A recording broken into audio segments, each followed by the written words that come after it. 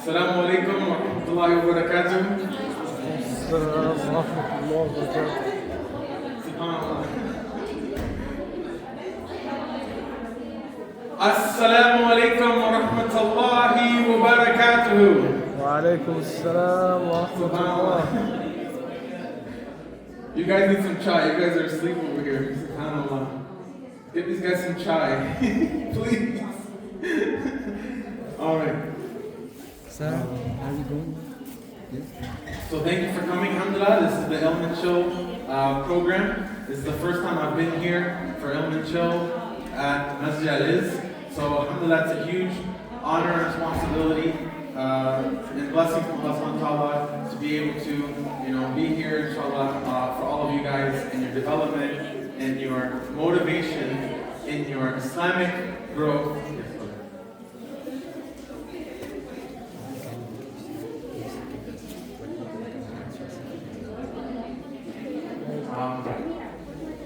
Bismillah, if I can just ask everybody in the hall to keep it like maybe whisper level if you need to communicate, inshallah, because it's a little bit noisy for the brothers to listen to the discussion, inshallah. Thank you very much. So much? Yeah. Assalamu alaikum. Sisters in the back. The brothers are saying it's very hard to hear. Obviously don't want to send anybody out, but if you have an important discussion, we have like other rooms upstairs, we have like a nice room with couches, inshallah. We don't want anyone to feel like they can't be here, but if you have a discussion, inshallah, maybe there's another part of the masjid for you to use, inshallah. But everyone's welcome to be here for the discussion, inshallah. Thank you so much. So I actually want to talk about something which has been really beneficial in my life.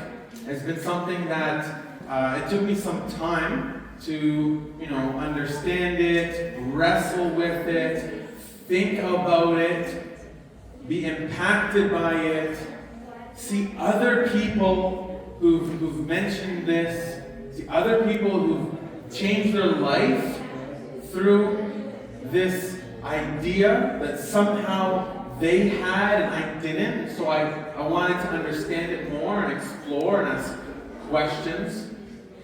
And what that is a vision and what it means to have a vision, inshallah. So my talk today, just to clarify this for everyone, is actually having an ummatic vision and what that essentially means for all of us. Anyone of the brothers want to maybe share what they know about having a vision? Any thought? What does it mean, have a vision? It's just for like crazy people, right? Like only, different people have a vision, right? It's not for normal people. Any thoughts? Yes, brother. Vision like you want to achieve something goal in your life? Exactly. Yeah. So he said, have a goal, something you want to achieve in your life. Bismillah. Okay, great. I actually first heard about having a vision when I was taking a course. I was taking a course in university. I did my undergrad at McMaster University. And in one of the leadership courses, they told you that one of the most important things is to have a vision. And actually, this was the first thing any leader should actually have a vision. And I was like, okay, I get it. Have a vision, think big. Let's move on. Let's get to real leadership stuff here. Like enough of this vision. It's like a big, it's an idea that's in the clouds. No one really uses it. It doesn't make a whole lot of sense, right? And obviously, again, like I mentioned, I learned about it. Alhamdulillah, I was a Muslim at the time, so I also looked to Islamic sources, and it took me years really to grapple with like, what does it mean to have a vision, and what kind of vision should a Muslim really have? Yeah. So I first want to just begin this with what usually is said about the benefit of having a vision. Just before we get to the good stuff, I like to begin with this so that it helps kind of give some context to the conversation, inshallah. Okay? So why even have a vision? Like, why have a vision? Does anyone have a reason why? Any brother here want to share, like, why have a vision? Have you ever heard this, have a vision, before? Yeah, Ali? Yes. Why have a vision? Like, why? Because you need to orient your life towards that vision. You can't just be aimlessly working, right? You need to be working towards that vision that you set up. Okay, it's something that you orient your life towards. Yeah, great. Okay, give me that end point you want to achieve. Amazing. Brothers here, any idea what is the benefit of having a vision? Gives you direction. Okay, did you hear the other brother who just said that? No, so you got to pay attention. Anybody else? Yes. Just to transform yourself. Okay, transform yourself. How does a vision transform you? Like, it's just an idea in your head. If you have a goal in your mind, like a vision, that you want to transform from one life to another life, like you want to change your habits, you want to change your lifestyle, or you want to change your way of thinking and your thought processes. Vision. Okay, great. So when you have a vision, basically, you can envision in your mind. Usually it's going to necessitate you have to actually make some change in order to get there, right? Like, I mean, typically, a lot of people are like, yo, my vision is like $500 million, right? So if that's your vision and you're broke, you got to change something, right? SubhanAllah. Great. So I'll share a couple things here. You can find them online. These are general, reasons to have a vision. You can find them from ChatGPT, inshallah, if you, need to find the other purposes. So quickly, number one, you guys mentioned it, provides direction. Helping you know where to go. Giving you that path where to move, right? So you're not just doing random things all day. It gives meaning to your life. A lot of people today, a lot of youth, those in their 30s, even those in their 40s and beyond, they're like in pain inside, in pain. Because they're looking at their daily life, they're looking at every day I wake up to that noisy alarm, I get ready, I drag myself to someone else's building, I work, I clock in all these hours all day long, working for someone else to make a lot of money, and then, it's hustle and bustle, until I get that vacation at the end of the year, and I'm, usually distracting myself with as many distractions as I can, just to bury that feeling of feeling lost inside and not having a purpose. So a vision, gives you a purpose, and it's kind of like even non-Muslims, like they would usually try to seek comfort. Again, they try to seek comfort in some vision they have, right? And then they may actually become high-achieving people. They may actually achieve much of their vision, or they may actually, use that to give them the energy they need to get up every day, to go, and to, live bigger than just, maybe a life that's thinking a lot smaller, right?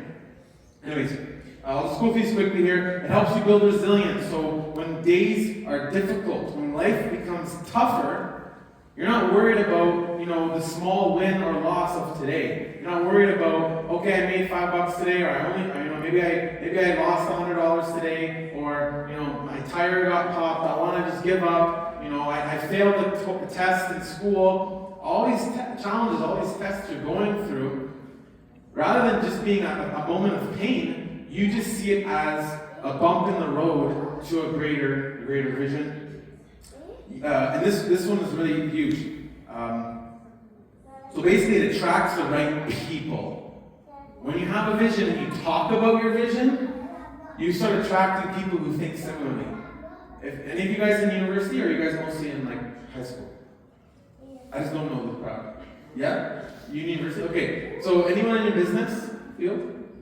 No? If you hang around some business students, and sooner or later they're going to start saying, guys, I just want to make this business. I want to make this big business. I want to make a successful business. That's my goal. I want to make some money, maybe in the marketing realm. Maybe I want to get into sales, something like that. I want to hustle, I want to get this done, and they start talking, and then they start connecting with their friends in the same program who go, hey, I want to start a business too. You're in the same field, this is what you envision in 15, 20 years? Okay, great. Why don't we, at least sit together? If they don't build a business together, they'll at least start spending time together. So people of similar vision attract similar people. And then that allows them to actually work together because they have something in their mind, right, that they're working for that's greater than, other parts and aspects of their life. Some athletes, their vision is to just get like a gold medal, and so they, change so much of their lifestyle, how they eat and when they sleep and when they're home, when they're training, just to actually live up to a certain vision. Okay, so let me ask the brothers here, how many of you think you have a vision already? Who has a vision, who doesn't? It doesn't have to be clear. Do you have at least some kind of vision? Let's start with just raising your hands. Who has one? Okay, 1, 2, 3. It's okay if you maybe don't know or something. Okay, great. Well, let me tell you something. The honest truth, which you don't know, okay? The honest truth which you don't know is that every human being already has a vision. Brothers, deep down in your mind, if you imagine your mind like a bunch of files, different data stored in different files, you have a file somewhere which says, what's your name, brother? Ibrahim. So somewhere in your mind, there's a file which says Ibrahim's vision. Yeah? And you may not exactly, be aware of it 100%. You may not actually have opened that folder lately and looked what's inside this, part of your mind and your thinking, but definitely something is already written there. So number one, we should actually be aware of it. Okay, what does it actually say? Let's ask yourself, do some reflection. Start to think about, what kind of goals you set recently. What kind of dreams you have. I don't mean dreams when you're sleeping. I mean when you just kind of take a break and you dream about your future. What does it look like? What are you kind of starting to see in that mind, in that vision of yours? Okay? Now, I'm just thinking how I want to take this here. So this is where I get a little bit critical. Okay? I'll tell you why I'm confident 100% that everyone already has a vision in their mind. Even if you haven't, again, you're not aware of it, you haven't spelled it out, or maybe you haven't really reflected upon it. But I'm telling you, everyone has a vision in mind. I'll tell you why. Everyone has a vision, okay, in their mind. And for many of us, even in the Muslim community, right? Maybe it's even some of us right now. Maybe it was someone maybe it's your friends, maybe it's someone in the community. In our vision folder, oftentimes it says something like this: I can't wait. I constantly think about this moment in my life where I'm going to have the ideal house, the ideal spouse, and a happy number of kids. And I just can't wait for all those kids to go to the right school, be in the right program, get the right career going, so they can essentially do the same thing right over again. Now, okay, what is this guy saying? Is that wrong?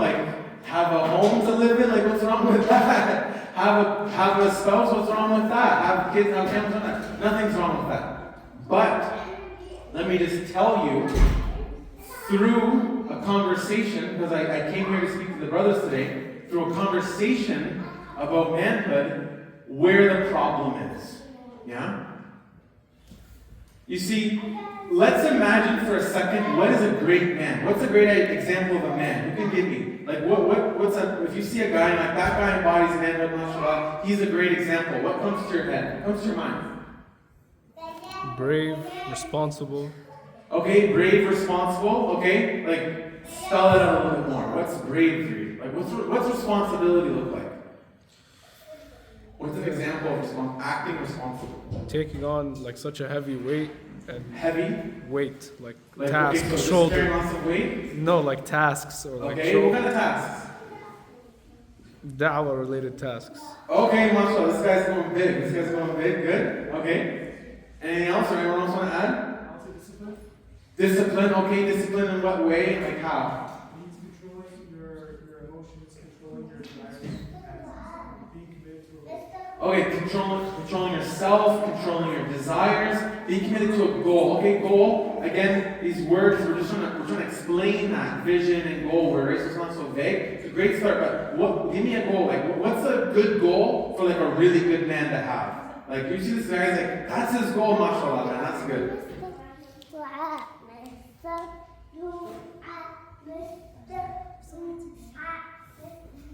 I got an example if you can get one. Yeah. Man with great examples, or like great One more time. ideas. Louder. Great ideas. The man with great ideas have great goals. Okay, so he has great ideas, but like, you know, I know our community has millions of ideas. I'm sure it's got to be more than just ideas that makes you a great man, but I agree, it's part of it, but can we spell it out? Okay, let's say you saw a really good guy. Like, you know those videos, like, that are trending online, like, look what this guy just did, you know? Who can tell me one? What was one that everyone's just seen the last, like, week or two? Come on, you guys know. Oh, the shooting?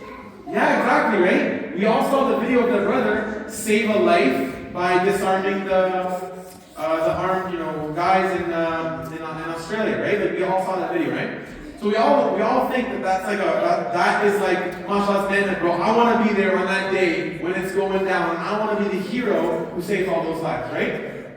That's really what it is. So, do you want to help them? Wait over here. I think they want him back. Do you want him?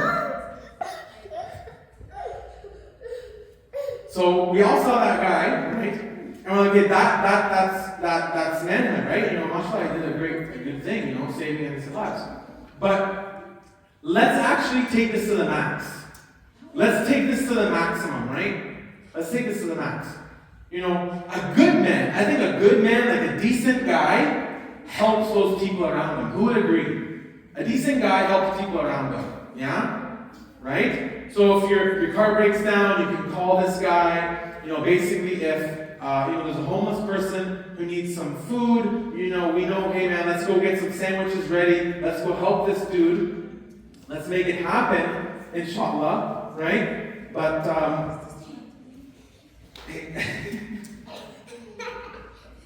let's just get him here. Do you want to take him? Thank you. Sign come. Okay. Right? So a good guy, a decent guy helps those in the vicinity around him. But let me tell you what I think what really makes a real man. Yeah? A real man, brothers, if you can just keep it in here, if you can lock in, inshallah, guys. Guys, if we can just focus, this is a pretty key part.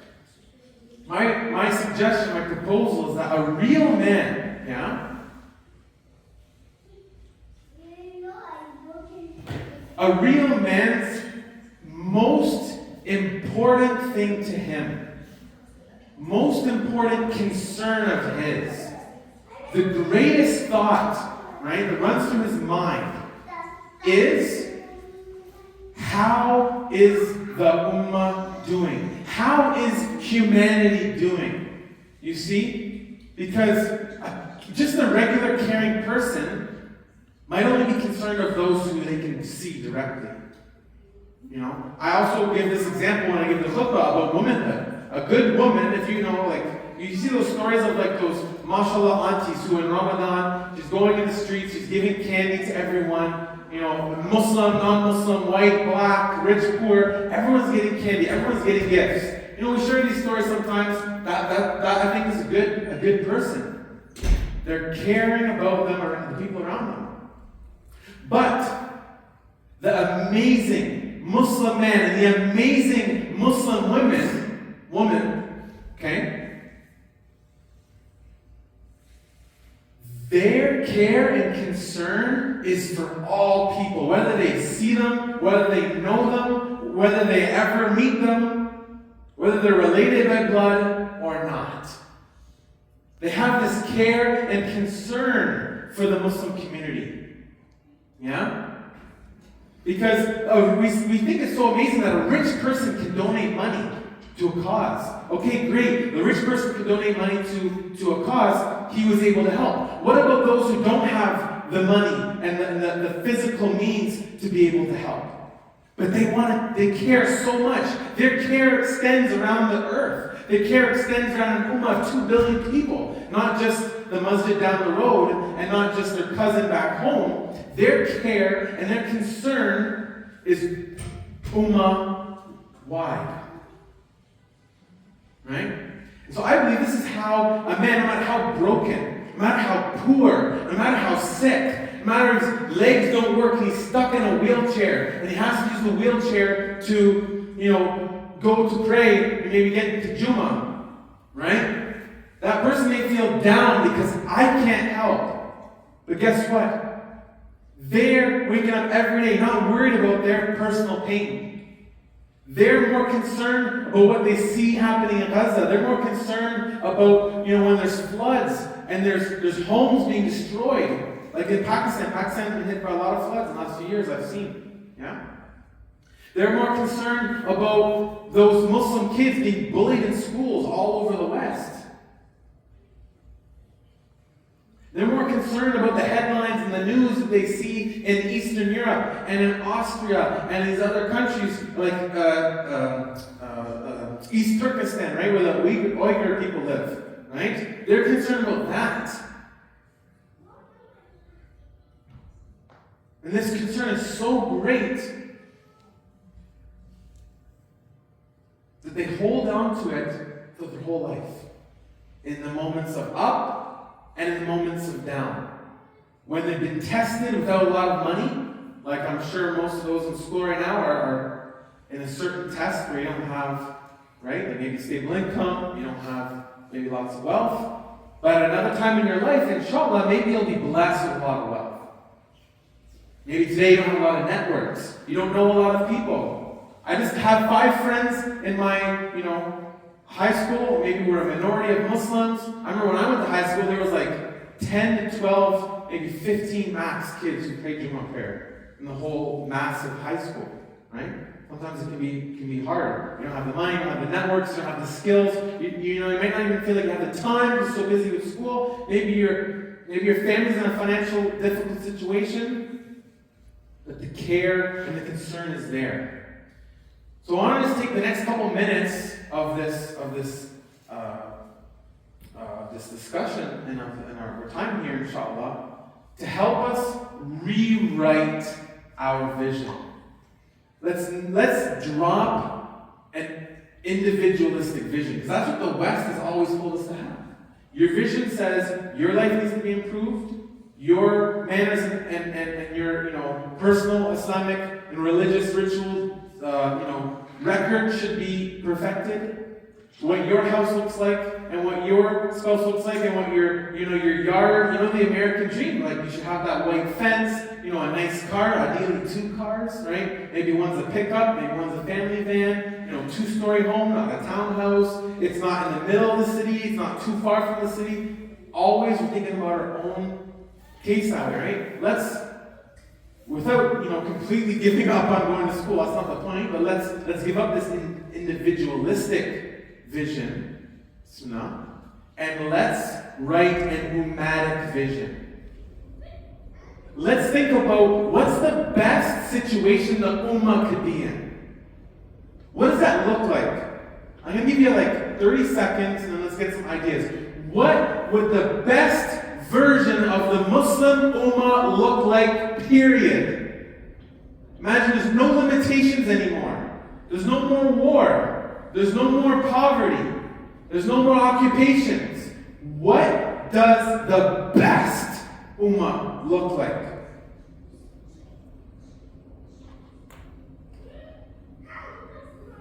If anyone wants to write what they have to share, you can write it. Otherwise, you can just share it verbally, inshallah. But what does the best ummah look like to you?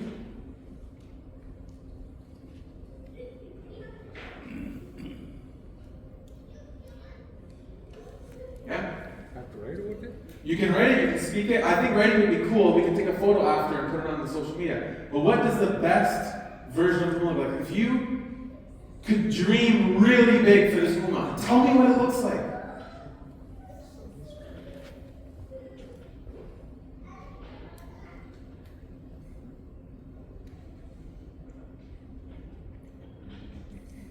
Inshallah. Anyone want to share? What's on your mind, brother? It's an imagery. And It's an imagery? Yeah. Okay. Have you watched Avatar: The Last Airbender? Avatar: The Last Airbender, mashallah. I think that's the wrong ummah, brother. Okay, tell us. There's a city in there that's completely protected by any war from the outside, and it's protected because the city is strong and there's a strong leader and a strong army. And Mashallah. they're united upon something. That's called the city's called Basri. Yeah, I know. So maybe protected like that. Okay, why don't you draw something? Draw something on the whiteboard. That's what I'm talking I mean, don't draw like any weird symbols, but just draw like a simple image, not like an artwork, but just draw something simply, right?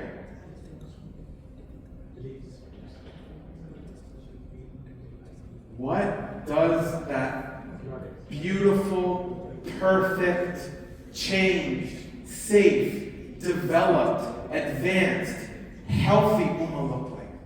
What do you think? Share one thing. Just share one thing. Well, where are you from? Like background, man. Pakistan? What would you like to see like Pakistan look like, Have a good leader. Okay, have a good leader, yeah? Now, once you have a good leader, that does not unlock more opportunities? Doesn't that unlock a better future, unlock new opportunities? So what are those opportunities? What do you want to see? Like long term, what would you love to see?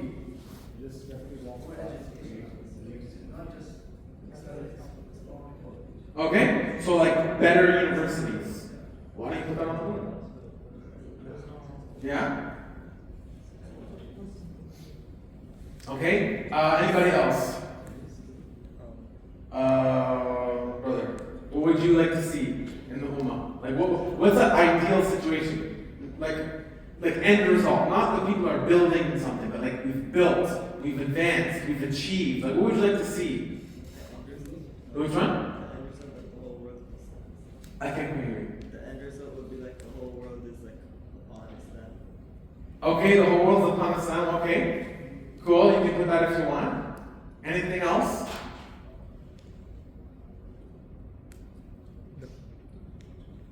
I have a verbal suggestion. Yes, brother. Having one leader. Okay, having one leader, mashallah. Now, if you have one leader, like, what would you hope to see after that? Like, what could be achieved? What could be done? I'd like to see that leader establishing the best set of laws, which was given to us by Allah, which was the Sharia. Okay, you can put it on the board, but now we have that. What can we do with it? Like, we don't often think, like, positive. We often think, like, the bad is erased, right? Okay, no more war, no more injustice. We just want that problem to go away. But you gotta also think, like, now we have the opportunity to, like, go beyond. So what do we want to do? What are you inspired to see one day? This is obviously amazing, but, okay, you have that unity. You have that security. Now, what could we do beyond? Like the Americans have. Once America got independence, they're like, let's give everyone the American dream. Well, what should our dream be once we have safety, independence, and unity? Spread it all over the world. Okay, spread it all the way around the world. Mashallah. Good. Even if it's spread around the world. What's something we can do? I like to share one. I like to say that I would like to see the Muslims take leadership and take charge in cleaning up the oceans. Imagine these environmental groups like Greenpeace. I want to see the Muslims build the biggest, most massive project to clean the oceans. Scoop the garbage from the bottom, scoop the garbage from the top, clean the water, filter the water, turn salt water into fresh water. I want to see more pipeline in the world transporting fresh water to people who need it than we have pipeline transporting gasoline for corporations. Like we can do it. Well, it's fresh water. The rain comes down and it reproduces, like it replenishes. Why can't we get fresh water to people all over the world where they don't even have it?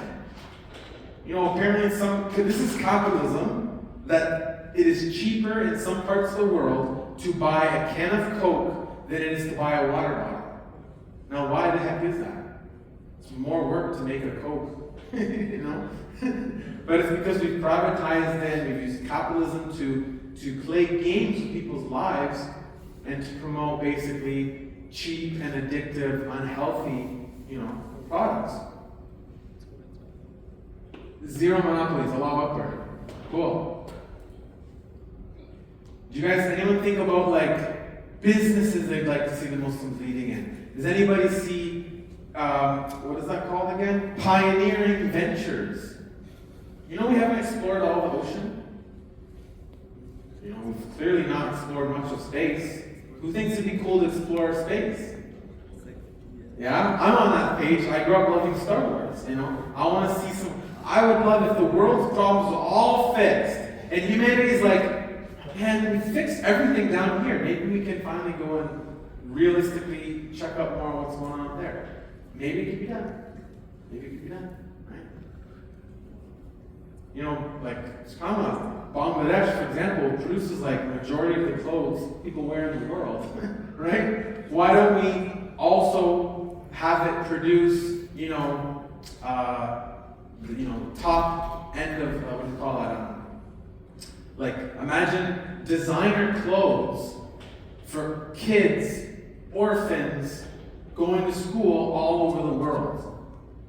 Countries like Mexico and Honduras and Haiti and Congo. Many kids can't afford to go to school. Many kids don't have uniforms to go to school. And many kids don't have, sufficient clothing, transportation.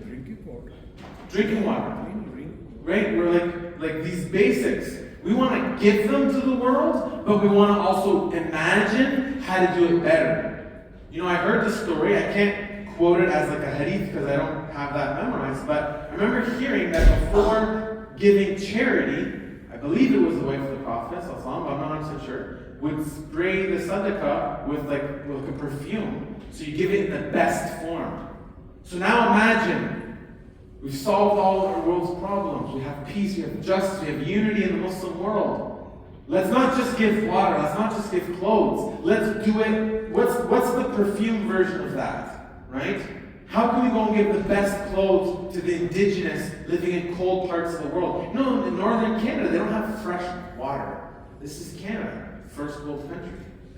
Not everyone has fresh drinking water. Not everyone has constant heat supply. Not everyone has money to pay rent. SubhanAllah, right? I'm also, maybe I'll leave it off here. I want to see, inshallah, some of the best and most safe cars developed in the Muslim world, right? I want to see, what's the other one? The West developed a lot of charities in the last 50 years. Oxfam and Red Cross and these kind of things. I want to see us develop cities where the world's refugees are welcome. You have refugees because Ukraine and Russia went to war? Come, send them our way. There's war over in the East? We have a town for all the refugees. For all the, single women oppressed in North America who have kids because they're separated and they don't have their bills paid for, we're going to give homes and housing to people like that. So, to wrap it all up, let's actively write a vision and not just leave a Western individualistic vision in our mind. Let's write a nomadic vision so we can then unlock ourselves. When we wake up, we think of this vision. When we go to bed, we think of this vision. And let's talk about this vision so we can attract like minds and we can work together towards building that. Because I promise you, we cannot achieve it if anyone tries to do it And inshallah, by doing this, we'll become of the best men. Become of the best women on planet Earth. And inshallah, when we activate this and revive this thinking within our ummah, we'll then have, our own ummah's problems tackled, solved, nationalistic borders disappearing, Islamic unity reappearing. And again, it's all up to us, inshallah, by the mercy of Allah, to take that responsibility on and to go and change the whole world by the help of Allah subhanahu wa ta'ala. So I thank you all for this. Inshallah, I hope you, maybe I'll take a picture of this and don't erase it when we're finished here. Definitely paint a picture of some of this stuff in your mind, guys. Zero monopolies, people taken care of in all ways, a high level of social cohesion. Okay, no benefit of the few that comes at the cost of the many. Healthy communities, leaders, establishing justice, giving dawah to people. That's how we're supposed to give dawah. We got to act together, right? And we can build bigger media networks. We can build these initiatives to help take care of the poor, right? MashaAllah. Oh, accessible transportation. That's great. I want to see flying cars. Please, can we please get there where flying cars is like a normal thing, but it's only going to be up to us because the capitalists, when they design things, they go, okay, we designed this. Well, let's sell the people this version, this version, this version, this version, this version, this version, this version, this version, and let's spread it over 30 years. So they probably already have way better cars than they have today, but they said we're going to delay that by 30 years to the market because we want to make the most money off this by stretching it out as far as possible. SubhanAllah. Craziness. Anyways, thank you guys. Jazakumullah khairan. سبحانك وبحمدك أشهد أن لا إله إلا أنت وأستغفرك وأتوب إليك أعوذ بالله من الشيطان الرجيم بسم الله الرحمن الرحيم والعصر إن الإنسان لفي خسر إلا الذين آمنوا وعملوا الصالحات وتواصوا بالحق وتواصوا بالصبر. Jazakumullah khairan. If you have any questions, I'll be here for a bit, and I'm really looking forward to the food too. So let's talk over some of the food. And anyone wants to take a photo after too, I'd like to do a group photo. If you're cool with that, I can put it on social media. Maybe we can put it for the masjid, inshallah. Yeah, guys? Thank you so much. Assalamu alaikum. Alaikum assalam wa rahmatullah. Alright guys, let's get them.